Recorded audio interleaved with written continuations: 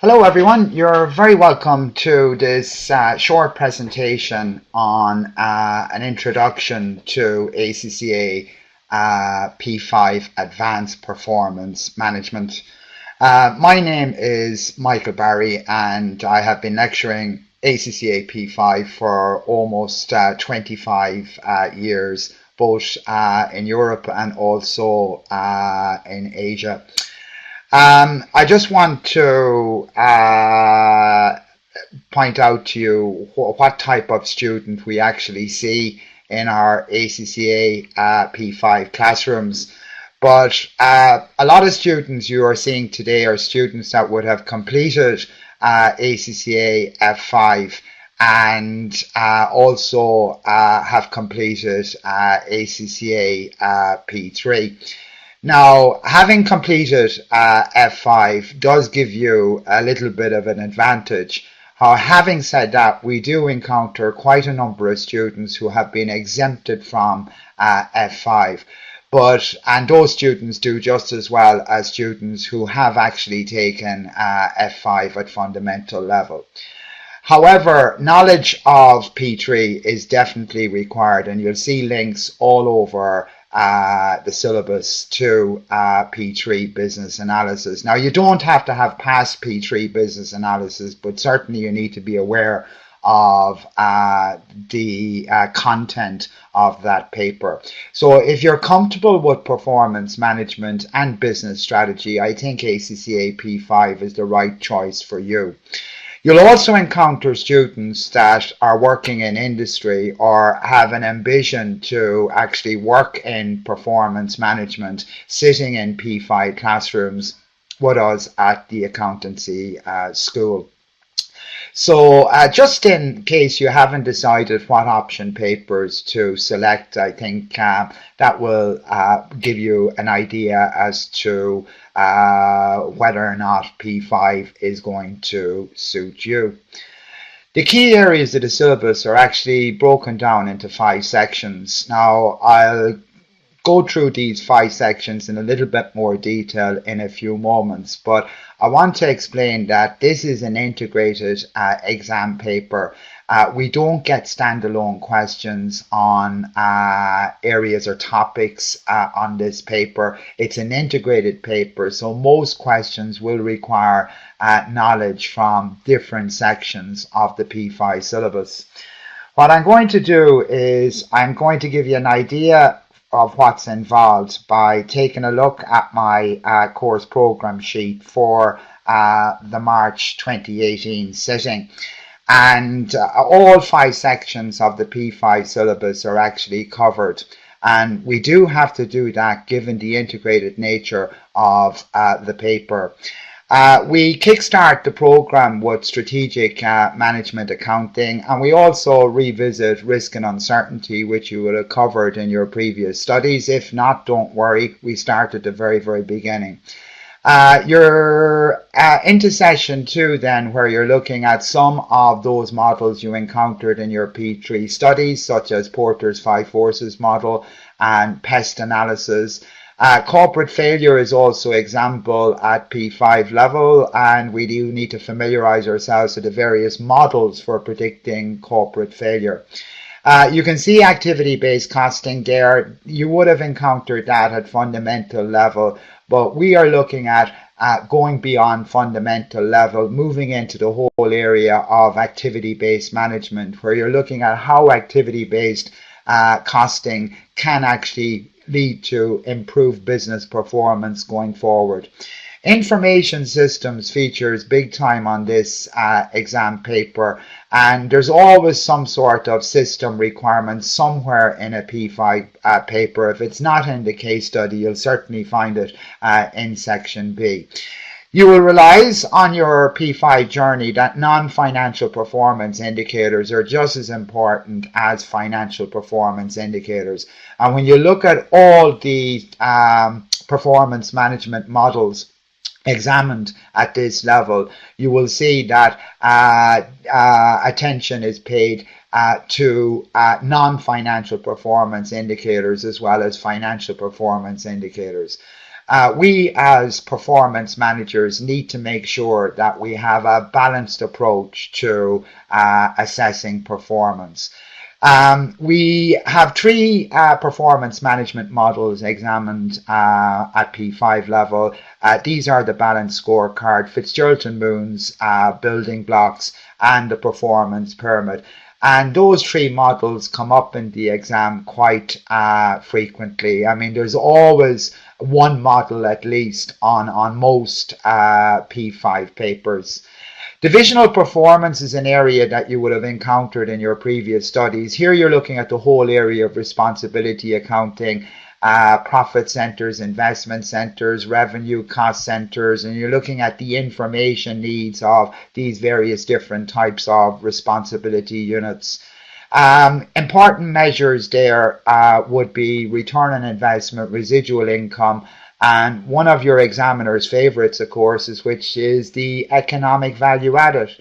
Value-based management will be new to most students coming into P5, and although it does incorporate some techniques that you would have encountered in your previous studies, like the net present value technique, the IRWAR technique, and so on. Budgeting, there's always a link to budgeting somewhere on a P5 exam paper. You will not be required to produce detailed variances at this level. If the examiner wants to touch on variances, he will calculate the variances himself, and he will want you obviously to incorporate his results into your responses. Developments in industry and management accounting, very, very important, particularly Japanese techniques like TQM, just-in-time systems. Transfer pricing would have been covered at fundamental level. It might have been a while since you covered transfer pricing, and we all recognize that at the accountancy school. So we do start from the very, very beginning on transfer pricing and gradually bring you up to the standard required for this exam. Environmental management accounting should not be new to you. You would have encountered basic techniques at fundamental level. Once again, if you're exempted from F5, there's no need to panic here, because all these techniques are covered again at P5. But at this level, you are introduced to new environmental management accounting techniques, and we do need to keep an eye on them because they frequently enter this exam paper. Human resource management and reward systems is always there or thereabouts in a P5 exam paper. We also need to have some idea as to how performance is actually evaluated in not-for-profit making organizations. So there are different ways in which we can assess performance, and we need to be familiar with the different ways, but at the same time, we need to make sure that our responses are brought to a level that is expected by the ACCA P5 exam team. Now, we do have an intensive revision program following the completion of the course, and you will have access to a lot of materials that you'll find very, very useful in your preparation. The course notes is essential reading, and these course notes were actually produced by myself and are specifically focused on the current P5 syllabus. So everything in the course notes is what you need to know in order to get you through this exam. Now, while I mentioned the exam there, it might be a good idea to talk to you about the exam paper. The format. So the P5 exam paper is broken down into two sections. Section A is a compulsory question. It's the case study question where 50 marks are actually awarded. And section B, you have 3 questions. You have to answer 2 of those 3 questions, and those questions carry 25 marks each. Now, to give you an idea as to what an exam paper looks like, what I've done is I have gone to our March-June 2017 hybrid paper, just to give you an idea as to what it actually looks like today. And question 1, the case study, what you're given is data information, and that's followed then by a number of requirements. You're looking at 5-6 requirements in the case study. Now, the case study will require a report, so it's very, very important that your response is structured in report format. Remember, we're trying to maximize on those professional marks. Now, what will be also given to you in the case study is appendices. And these appendices are very, very important, and you'll be expected to incorporate the data and information here into your responses. Now, you will notice that there are annotations everywhere, and this is what I actually do during revision, and it does make the revision program far more productive for students, and that's why you'll find also a lot of revision-only students on the program as well. Now, when you're annotating, it's very, very important that you're annotating with a view to using that point somewhere in your response. You do have a lot of students annotating, highlighting in questions, but they're not bringing half the stuff into their responses. So when you annotate, when you highlight something, you're banking it to actually use it at some stage in answering those requirements. Now, you'll notice that there is numerical data there in the appendix. Now, this is not a numerical based paper. You're looking at maybe up to 20% of the marks across section A, section B going on numerical work. Now, sometimes that can be a lot less. It varies from exam paper to exam paper. So it's heavily skewed towards discussion. Any detailed calculations are normally performed by the examiner and attached in the form of an appendix to the question. Now that's section A, and what we'll do now is we'll take a look at what section B questions actually look like. This is question 2 of the March-June 2017 hybrid, and you will notice here that concepts, principles that you would have encountered in your previous studies, things like target costing, Kaizen costing. Now, this is not a knowledge-based exam. Knowledge only gets you 30% of the marks. What you're doing with all these techniques is actually applying these techniques and also evaluating these techniques as well in the context of the data and information that's given to you in these scenarios. Section B questions will also come with appendices as well. And you can see here, question 2, some numerical data, non-financial indicators there. And what you're doing there is, once again, analyzing what's in the appendices and looking for opportunities to integrate that as well into your responses. I mean, if you're not integrating the contents of an appendix into your response, you're not going to score high. Question 3 on that hybrid paper was on systems. You were looking at a company introducing a new system, and students were required to examine how that new system is going to create a leaner business. Now, methodologies are also examined, and in the context of lean systems, of course, we have that famous methodology, the 5 S's, and students were required to use that methodology when they were approaching this particular question. What you also have, of course, is an appendix here as well, not as long as what we had in question 2, but very important performance indicator information here, once again, to be integrated into your response. So the more integration of data information into your responses, the better the chance you will do well in this paper. Question 3 is touches on responsibility accounting. Now, we would all come across ROI, residual income, in our previous studies. You hit that again coming into P5, but particular attention should be given to economic value added. That's one of your exam team's favorite indicators, so pay attention to EVA. Now, once again, you had an appendix there, and you know all the calculations are done for you there. Now, there was some numerical work here, but not extensive amount of calculations. So what you could have done there is use some numbers to elaborate more on your points when you were responding to the requirements up above. Now, there will be tables attached to your exam paper. These are the present value tables and annuity tables.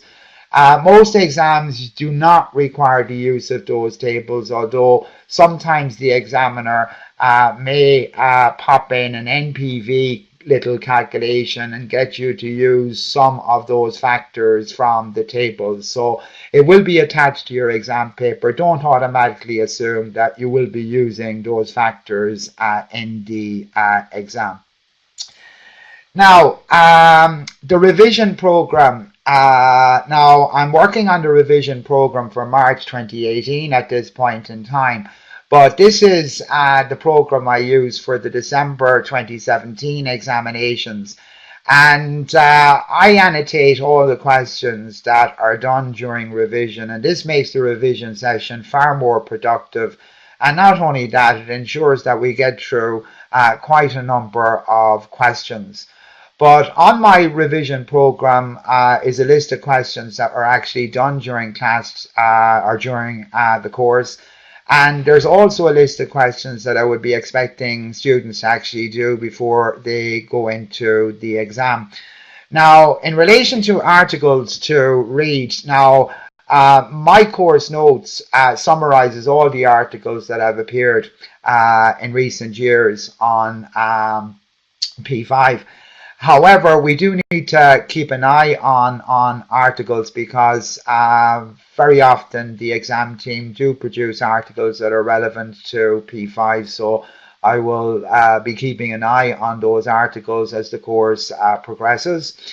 And, you know, so as I said, the revision program for March is work in progress. And those of you that are sitting the March exam with the accountancy school will have access to that revision program. Now, in relation to passing this exam, and I'd like to let you know that it's not a knowledge-based exam. In fact, you have all the knowledge before you actually come into P5. There's very little new knowledge picked up on your travels throughout the P5 course program.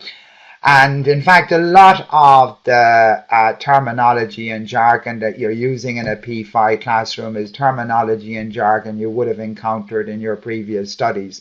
So very little new is actually learned at this level. So this idea of just reproducing what's in a textbook to respond to a requirement does not work at this level. Knowledge only accounts for 30% of the marks. To bring you up to pass mark, it's all about your ability to apply and evaluate. Application and evaluation make up 70% of the marks. So knowing the definition of a concept or a term or a technique, it'll get you some credit, but very, very small amount of credit. I mean, that's something that you know, it would be knowledge-based and something that you would have actually covered yourself at some stage in your previous studies. So it's all about application and evaluation. And what we mean by that is you're looking at a scenario there. When you're answering your requirements, you have to make sure that your response